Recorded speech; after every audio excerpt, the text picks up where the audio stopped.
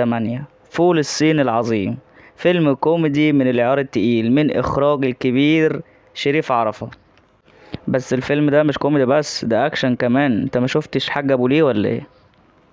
وكان مع محمد هنيدي في الفيلم سامي سرحان وسهير البارون وسعيد طرابيق.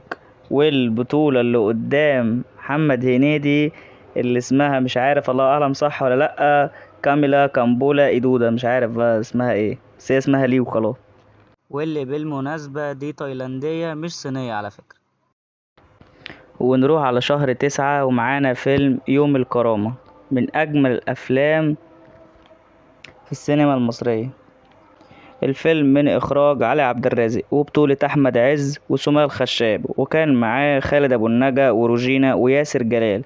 واللي ما يعرفش الفيلم بيتكلم عن نصر أكتوبر، وبيتكلم بالأخص عن المدمرة إيلات.